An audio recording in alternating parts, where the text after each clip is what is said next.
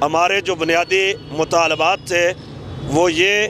کہ ختم نبوت کے اعتبار سے گزشتہ دنوں میں جو قومی اسمبلی میں ایک بل پاس کیا گیا، بعد ازاں اسے ریموو کیا گیا، لیکن علماء و مشائخ اہل سنت کا پاکستان و آزاد کشمیر میں یہ پرزور مطالبہ تھا، ہے اور رہے گا کہ ان ذمہ داران کو کیفر کردار تک پہنچایا جائے جنہوں نے اتنی بڑی جسارت کی کہ حلف نامہ کو اقرار نامہ میں بدلا، اور اس میں مرزائیوں کو، قادیانیوں کو، جنہیں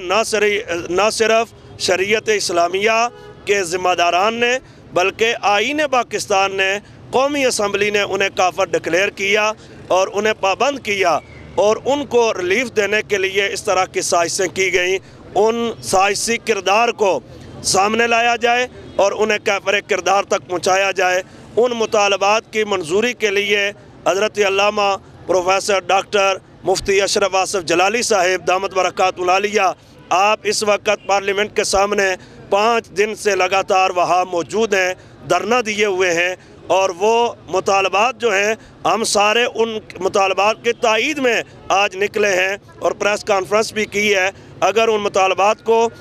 حکومت پاکستان فوری طور پر پورا نہیں کرتی اور اس پر کوئی ایگریمنٹ سائن نہیں ہوتا، تو اگر ڈاکٹر صاحب وہاں سے دھرنا ختم نہیں کرتے تو ہم آزاد کشمیر کے تمام شہروں میں احتجاج کریں گے، اور ہم یہ حق رکھتے ہیں کہ ہم دھرنے بھی دیں، احتجاج بھی کریں۔ عوام اور مشائخ، علماء کرام اور مشائخ اعظام یہ اپنی خانقاہوں، مساجد سے، مدارس سے باہر نکل کر چوکو چوراہوں میں آ کر پھر دھرنا دیں گے، احتجاج کریں گے۔ آسیہ ملونہ کو فی الفور پھانسی دی جائے، اس پر عمل درآمد، جو پھانسی کے آرڈر کورٹس نے کیے ہیں ان پر عمل درآمد کیا جائے۔ رانا ثناء اللہ نے جو بکواسات کی ہیں مرزائیوں کے اعتبار سے، اسے بھی آئین پاکستان کے مطابق پہلے اسے برطرف کرتے ہوئے اسے سزا دی جائے، اور اس کو باقاعدہ طور پر عوام کے سامنے، ہم سب کے سامنے لایا جائے کہ اس نے یہ اتنی بڑی جسارت کی۔ ختم نبوت کے اعتبار سے ہم ان مطالبات کی تائید کرنے کے لیے حاضر ہوئے۔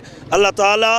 ملک پاکستان کو استحکام عطا فرمائے۔ ہمارے اکابرین نے، ہمارے اسلاف نے پاکستان بنایا، پاکستان کو استحکام دلانے کے لیے کوششیں کاوشیں کی۔ آج حضرت شاہ جی کے سمیت ہم سب جو ہیں وہ اس پاکستان کے استحکام کے لیے، دہشت گردی کے خلاف بھی، لیکن یہ بھی ہے کہ اگر مذہبی انتہا پسندی ہے ہم اسے بھی نہیں مانتے، اور اگر کوئی سیکولرزم اور اگر لبرلزم کی آڑ میں اگر کوئی پاکستان کے آئین کو بلڈوز کرنے کی کوشش کرے گا تو علماء اور مشائخ اور عوام اہل سنت اس کے سامنے ضرور بھی ضرور سیسا پلائی ہوئی دیوار بنیں گے۔ ہم کبھی بھی غیر شرعی جو قوانین ہیں ان کو پاکستان میں نافذ کرنے کی کبھی بھی اجازت نہیں دے سکتے۔ ان مطالبات کے لیے ہم یہاں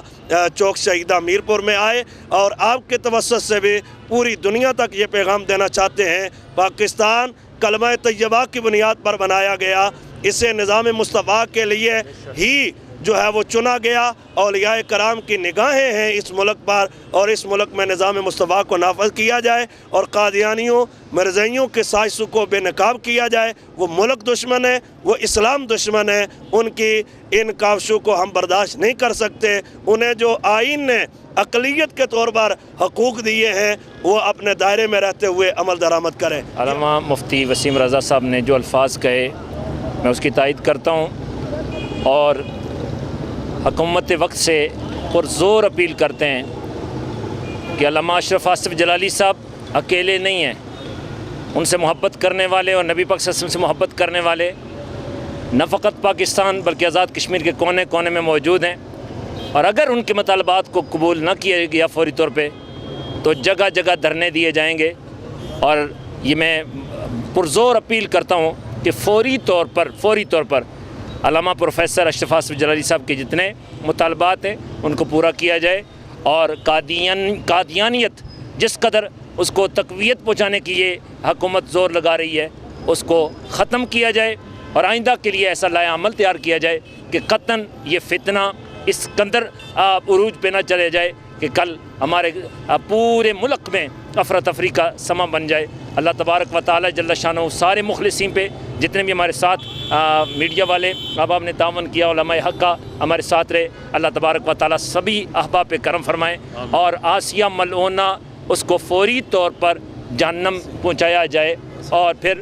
رانا ثنا کے حوالے سے اس کے اللہ کا لفظ میں نہیں استعمال کرتا، ثنا اگر اس کو اللہ کی پاسداری ہوتی تو نبی پاک صلی اللہ علیہ وسلم کے ساتھ بے وفائی نہ کرتا، اتنی غداری نہ کرتا، اسے فوری طور پر برطرف کر کے